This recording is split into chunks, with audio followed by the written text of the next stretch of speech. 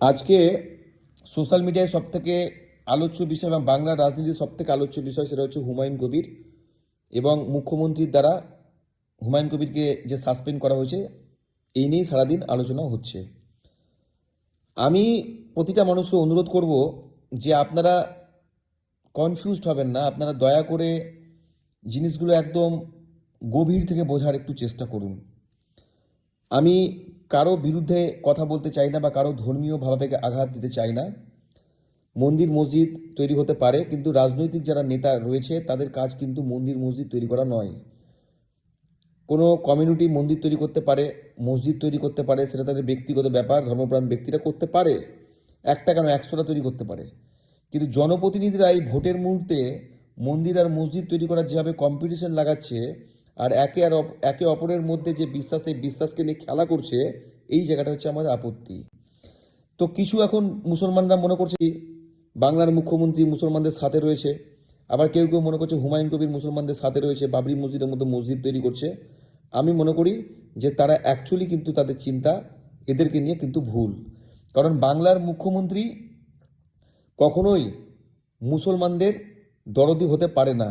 তার প্রকৃত উদাহরণ হচ্ছে ওবিসি লিস্ট, ওয়াকাব বিল, এসআইআর, আর এছাড়াও তিনি নিজেও বিজেপির জোটের রেলমন্ত্রী ছিলেন। তাহলে কি বিজেপি সাম্প্রদায়িক তখন তিনি জানতেন না? আর একটা কথা হচ্ছে যে এই হুমায়ুন কবির, যাকে আপনারা ভাবছেন যে ধর্মপ্রাণ একজন মুসলমান, তিনি কি জানতেন না যে 1992 সালে এই যে বাবরি মসজিদের কথা বলা হচ্ছে সেটা আরএসএস এবং বিজেপির দ্বারা অ্যাটাক করা হয়? তাহলে তিনি কিভাবে 2019 সালের লোকসভা নির্বাচনের ভারতীয় জনতা পার্টির ক্যান্ডিডেট ছিলেন? তার জবাব আমাদের প্রত্যেকের চাওয়া তার কাছে উচিত। তিনি হঠাৎ করে জানলেন বিজেপি সাম্প্রদায়িক, হঠাৎ করে তার বাবরি মসজিদ তৈরি করতে ইচ্ছা করলো। বাবরি মসজিদ একটা বিতর্কিত একটা মসজিদ, সকলে আমরা জানি। সেই মসজিদকে অ্যাটাক করেছিল বিজেপি এবং আরএসএস, তার জন্য আমরা সকলেই দুঃখিত। কিন্তু এই মুহূর্তে দাঁড়িয়ে যদি কেউ মনে করে যে বাবরি নামক মসজিদ তৈরি করব, তাহলে কি হবে? লড়াই দাঙ্গা হতে পারে। এবার এখন হুমায়ুন কবিরের বোঝা উচিত, যদি প্রকৃত ধর্মপ্রাণ ব্যক্তি হয়, এই বাংলায় অসংখ্য মানুষ চাকরি না থাকার কারণে পরিযায়ী শ্রমিক হিসেবে বাইরের রাজ্যে কাজ করছে। তাদের উপর যখন আক্রমণ হবে, তাদের উপর যখন অ্যাটাক করবে এই বিজেপি এবং আরএসএস এর লোকেরা, তখন কি করবেন? তখন কি তাদেরকে আপনি বাঁচাতে পারবেন? তারা পেটের দায়ে তারা বিদেশে কাজ করছে, তারা সাধারণ মানুষ, তারা রাজনীতির বোঝে না, কিন্তু আপনার জন্য তাদেরকে মার খেতে হবে। যারা আসামে কাজ করছে, যারা বিজেপি শাসিত রাজ্য উত্তরপ্রদেশে কাজ করছে, তাদের দায়িত্ব কি হুমায়ুন কবির নিতে পারবে? আর বাংলার মুখ্যমন্ত্রী তিনি বলছেন যে হুমায়ুন কবির মসজিদ তৈরি করছে বলে, হ্যাঁ, তিনি ধর্মীয় ভাবাবেগে আঘাত দিচ্ছে মসজিদের নামে। তো আপনি কিছুদিন আগে কি করলেন? আপনার হঠাৎ করে মন্দির তৈরি করার ইচ্ছা করলো কেন? দীঘাতে আপনি কেন জগন্নাথ মন্দির তৈরি করলেন?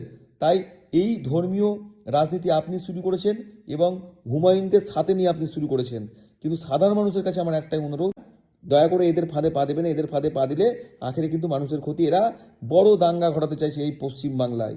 আর যদি দাঙ্গা হয়, মুখ্যমন্ত্রীরও কোনো কিছু হবে না, হুমায়ুন কবিরেরও কোনো কিছু হবে না, শুভেন্দু অধিকারীর কোনো কিছু হবে না। এরা গরম গরম ভাষণ ছাড়বে এবং ক্ষতি কাদের হবে?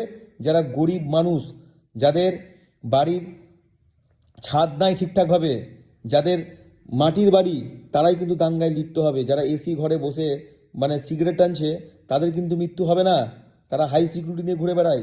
গ্রাম বাংলার সাধারণ গরিব অসহায় মানুষেরা এই দাঙ্গায় লিপ্ত হবে, তারা ক্ষতিগ্রস্ত হবে। সেই জিনিসটা কিন্তু আমাদেরকে প্রত্যেকে ভেবে দেখা উচিত। তাই আমি মনে করি যে আমাদের প্রত্যেকেরই সঙ্গবদ্ধভাবে হিন্দু বা মুসলমান, আরএসএস এর মতো দলকে, বিজেপির মতো দলকে, তৃণমূলের মতো দলকে, হুমায়ুন কবির যে নতুন দল তৈরি করবো বলছে সেই রকম দলকে সঙ্গবদ্ধভাবে তাদের বিরুদ্ধে একসাথে আমাদের লড়াই করা উচিত। ভারতবর্ষে কীভাবে শিক্ষা কাঠামোকে উন্নত করা যাবে, চিকিৎসা শাস্ত্রকে উন্নত করা যাবে, বেকারত্ব কীভাবে দূর করা যাবে, সেগুলো আপনাদের কথা তৈরি করার। কিন্তু হঠাৎ করে মন্দির মসজিদ কি লাগিয়েছেন আপনারা? আপনারা না থাকলে মন্দির তৈরি হবে না, আপনারা না থাকলে মসজিদ তৈরি হবে না, এটা সম্পূর্ণ ভুল ধারণা। এরা নিজেদের পেট ভরার জন্য এই ধরনের কাজ করছে। দয়া করে আপনাদেরকে অনুরোধ করছি যে দয়া করে এই যে ভোটের মুহূর্তে যে ধরনের হিন্দু মুসলিম আবার আবহাওয়া তৈরি করছে, দয়া করে এদের কাউকে আপনারা দয়া করে ভরসা করবেন না। সেটা হুমায়ুন কবির হোক, বাংলার মুখ্যমন্ত্রী হোক, শুভেন্দু অধিকারী হোক, যেই হোক না কেন। কারণ এরা সর্বদাই মেরুকরণের রাজনীতি করে, যে রাজনীতি 2024 সালেও লোকসভা নির্বাচনে এই মুর্শিদাবাদের বুকে তারা করে গেছিল এবং মুখ্যমন্ত্রী এবং এই হুমায়ুন কবির যৌথভাবে করেছিল। এরা কেউ মুসলমানের দরদি নয়, যে কারণে ওয়াকআপ নিয়ে এরা বেশি কথা বলে না, যেটা মুসলমানদের প্রকৃত ক্ষতি হয়েছে যেখানে। এবং শুধু তাই নয়, সব থেকে আরও অবাক লাগলো যে হুমায়ুন কবিরকে সাসপেন্ড করতে গেলে তৃণমূলের আর কোনো নেতা খুঁজে পাওয়া গেল না। 3টে মুসলমান নেতাকে বসিয়ে দেওয়া হলো এবং তাদের মাধ্যমে সাসপেন্ড করে দেওয়া হলো, যাতে মুসলমান সমাজ ভাবে যে বাহ, এই হুমায়ুন প্রকৃত অর্থে অপরাধী, তার জন্য হুমায়ুনকে সাসপেন্ড করা হলো এবং মুসলমান নেতারাই সাসপেন্ড করলো। এখানেও কিন্তু রাজনীতি ভরা রয়েছে। সেখানে তো একটা হিন্দু নেতা থাকতেই পারতো, কোনো অসুবিধা নাই। ধর্মনিরপেক্ষ চরিত্রের কথা আপনি বলছেন। আসলে এরা মানুষের আবেগ নিয়ে খেলছে। তাই হুমায়ুনকে নিয়ে গর্ব করার কোনো কারণ নাই এবং বাংলার মুখ্যমন্ত্রীকে নিয়ে গর্ব করার কোনো কারণ নাই। এরা আখরে হিন্দু এবং মুসলমান উভয়েরই ক্ষতি করছে এবং তার শিকার হচ্ছে বাংলার সাধারণ মানুষ, বাংলার সাধারণ নাগরিক। এবং বিজেপিও সেম ধরনের রাজনীতি সারা ভারতবর্ষ করছে, আর এরা পশ্চিমবাংলায় করছে। যেভাবেই হোক হিন্দু মুসলমান করতে হবে, ডিভাইড অ্যান্ড রুল পলিটিক্স আমরা করব, এটাই তাদের একমাত্র রাস্তা হয়ে গেছে। এটা যতক্ষণ না সাধারণ মানুষরা এর বিরুদ্ধে প্রতিবাদ না করবে, যতক্ষণ না সাধারণ মানুষরা না বুঝবে, এই ধরনের ঘটনা কিন্তু চলতেই থাকবে। আমরা শুধু বলতেই থাকবো যে মুসলমানরা এই করছে, হিন্দুরা এই করছে, হিন্দুরা এই করছে, মুসলমানরা এই করছে। মানে দেখে মনে হচ্ছে যে হিন্দু আর মুসলমান এই দেশে কোনোদিন একসাথে থাকেনি, একসাথে খায়নি, তাই মনে হচ্ছে এদেরকে দেখলে, সেটাই মনে হচ্ছে। এগুলো মিথ্যা, এগুলো ভুল, এটা আমাদেরকে বুঝতে হবে। আমরা একে অপরে একসাথে থেকেছি, আমরা আগামী দিনে থাকবো। কিন্তু এই মন্দির আর মসজিদ তৈরি করে যে রাজনীতি করছে ভোটের প্রাক মুহূর্তে, এই ধরনের রাজনীতি বন্ধ হোক।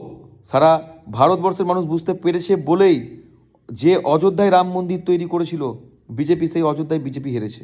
এর থেকে বড় আর কি উদাহরণ পাবেন? মানুষ বুঝবে, আজ না বুঝলেও কাল বুঝবেন। অযোধ্যার মানুষ বুঝে গেছে, তাই যেখানে রাম মন্দির তৈরি হয়েছে সেখানকার মানুষ বিজেপিকে হারিয়ে দিয়েছে। তাই আপনাদেরকেও বলছি যে দয়া করে এই মন্দির মসজিদের রাজনীতিতে আপনারা বিশ্বাস করবেন না। এরা আপনাদের ইমোশন নিয়ে খেলছে, আর এরা আপনাদের আবেগ নিয়ে খেলছে, এরা আপনাদের ধর্মীয় ভাবাবেগ নিয়ে খেলছে।